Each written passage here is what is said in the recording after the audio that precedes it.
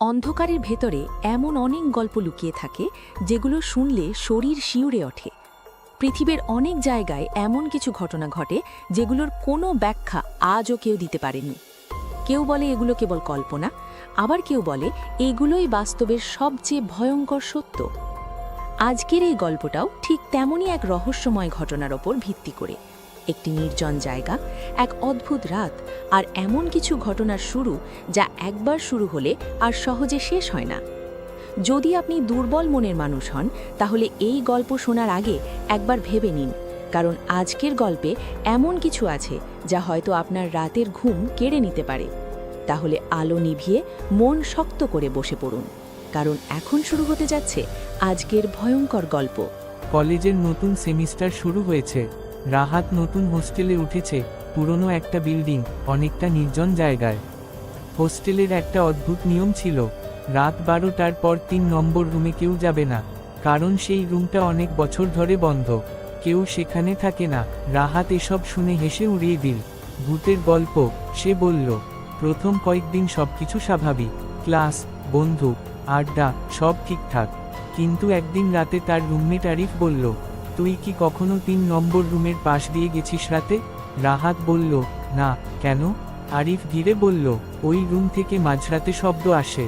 রাহাত হাসল, কেউ মজা করছে? আরিফ মাথা নাড়ল, না, আমি নিজে শুনেছি। সেই রাতেই রাহাত ঠিক করল, সে নিজেই দেখে আসবে। রাত 12টা, হোস্টেল একদম চুপচাপ, সবাই ঘুমিয়ে।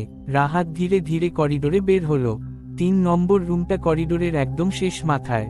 সে কাছে যেতেই একটা ঠান্ডা বাতাস লাগলো। দরজাটা বাইরে থেকে তালা মারা, কিন্তু ভেতর থেকে শব্দ আসছে, টক টক টক, যেন কেউ দরজায় আঘাত করছে। রাহাত একটু ভয় পেল, কিন্তু কৌতূহল বেশি ছিল। সে দরজার কাছে গিয়ে কান লাগালো। ভেতর থেকে একটা কণ্ঠস্বর, দরজা খুলে দাও। রাহাত চমকে উঠল, সে পিছিয়ে গেল। হঠাৎ শব্দ থেমে গেল, সব নীরব। রাহাত ফিরে যেতে যাচ্ছিল, তখনই আবার শব্দ। এইবার দরজার ভেতর থেকে নয়, তার ঠিক পিছন থেকে। আমাকে খুঁজছো? রাহাত ধীরে পিছনে তাকালো, করিডোরে কেউ নেই। সে দৌড়ে নিজের রুমে ফিরে এল। সেই রাতে সে ঘুমোতে পারল না। পরের দিন সকালে সে আরিফকে সব বলল। আরিফ মুখ গম্ভীর করে বলল, তুই কাল রাতে ওদের নজরে পড়ে গেছিস। রাহাত বলল, ওরা কারা? আরিফ কিছুক্ষণ চুপ করে থেকে বলল, অনেক বছর আগে 3 নম্বর রুমে একজন স্টুডেন্ট থাকত। সে নাকি একদিন হঠাৎ পাগল হয়ে যায়। রাতের পর রাত সে দরজায় আঘাত করত, আর বলতো কেউ তাকে ডাকে। একদিন সকালে দরজা খুলে দেখা যায় সে নেই, কিন্তু দরজার ভেতর থেকে রক্তের দাগ পাওয়া যায়। রাহাত হেসে বলল, গল্প, কিন্তু তার ভিতরে একটু ভয় কাজ করছিল। সেই রাতে আবার টক টক টক। রাহাতের ঘুম ভেঙে গেল। শব্দটা তার নিজের দরজা থেকে আসছে। সে ধীরে দরজার দিকে গেল। কে? কোনো উত্তর নেই। আবার টক টক। সে দরজা খুলল, বাইরে কেউ নেই, কিন্তু করিডোরের শেষ মাথায় 3 নম্বর রুমের দরজা খোলা। রাহাত অবাক, দরজাটা তো তালা মারা ছিল। সে ধীরে ধীরে এগোলো। ভেতরে অন্ধকার। হঠাৎ ভেতর থেকে সেই একই কণ্ঠ, এবার তুই এসেছিস। রাহাতের শরীর ঠান্ডা হয়ে গেল। সে পিছিয়ে যেতে চাইল, কিন্তু তার পা যেন মেঝেতে আটকে গেছে। ভেতর থেকে একটা ছায়া বেরিয়ে এল, একজন ছাত্রের মতো, চোখ দুটো ফাঁকা, মুখে অদ্ভুত হাসি।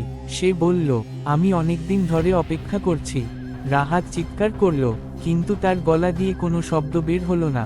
ছায়াটা তার দিকে এগিয়ে এল, ধীরে ধীরে তাকে টেনে ভেতরে নিয়ে গেল। পরদিন সকালে হোস্টেলের লোকেরা দেখে 3 নম্বর রুমের দরজা আবার বন্ধ, তালা আগের মতোই ঝুলছে, কিন্তু রাহাত নিখোঁজ। কেউ জানে না সে কোথায় গেছে। রাতে মাঝে মাঝে এখনো সেই রুম থেকে শব্দ আসে, টক টক টক। আর নতুন যারা হোস্টেলে আসে, তারা মাঝে মাঝে বলে, করিডোরের শেষে একটা দরজা খোলা থাকে, আর ভেতর থেকে কেউ ডাকে, এবার তোর পালা। তাহলে এটাই ছিল আজকের গল্প। কিন্তু মনে রাখবেন, সব ভয়ের শেষ হয় না গল্প শেষ হওয়ার সঙ্গে সঙ্গে। কিছু ছায়া আমাদের সঙ্গেই থেকে যায়। আজ রাতের পর যদি হঠাৎ কোনো অচেনা শব্দ শুনতে পান, অথবা মনে হয় কেউ আপনাকে দেখছে, তাহলে বুঝবেন অন্ধকার কখনো পুরোপুরি ফাঁকা থাকে না। ভিডিওটি যদি আপনাকে একটুও শিহরিত করে থাকে, তাহলে লাইক দিন, চ্যানেলটি সাবস্ক্রাইব করুন আর কমেন্টে লিখে জানান আপনি কি একা বসে এই গল্প শুনেছেন। আবার দেখা হবে আরেকটি অজানা অন্ধকার গল্প নিয়ে। ততক্ষণ পর্যন্ত আলো নিভিয়ে রাখুন।